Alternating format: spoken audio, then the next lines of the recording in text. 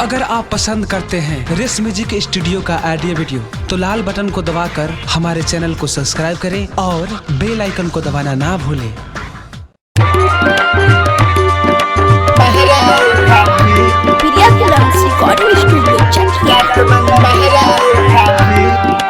गाँव के लड़की कोइले बाड़ी घात भाभी बोलत नहीं हमसे भइल बात का भाभी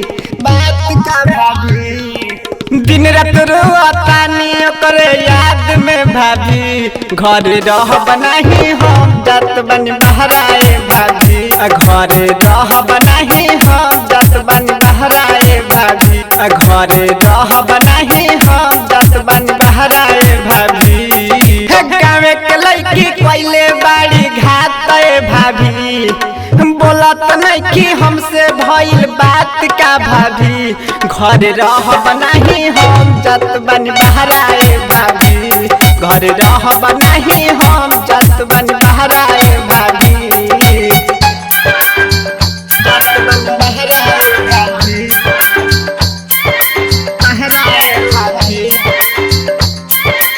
मिक्स बाय सुनील सावरिया। हमसे उ कहली नहीं तोहे जाना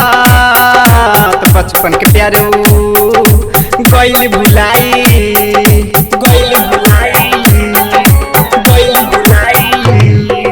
हमसे उ कहली नहीं तोहे जाना तो बचपन के प्यारे गइल भुलाई आजू के रतिया बलम के सजिया सजाइए भाभी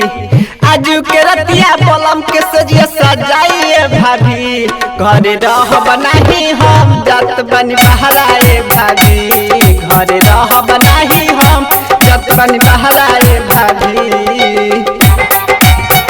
जात बन बहराए भाभी प्रिया फिल्म्स रिकॉर्डिंग स्टूडियो चकिया।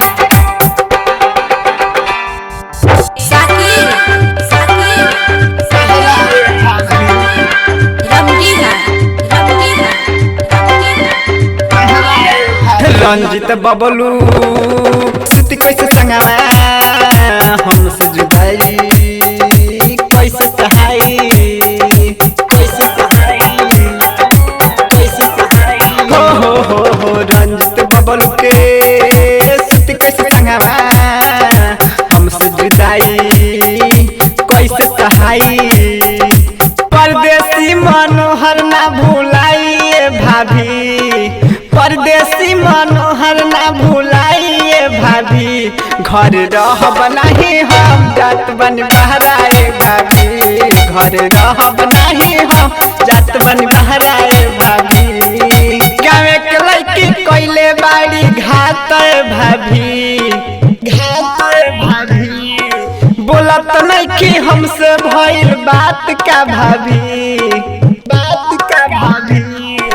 दिन रात रोतानी ओकरे याद में भाभी घर रह बनाही हम जात बन बहराए भाभी घर रह बनाही हम जात बन बहराए भाभी।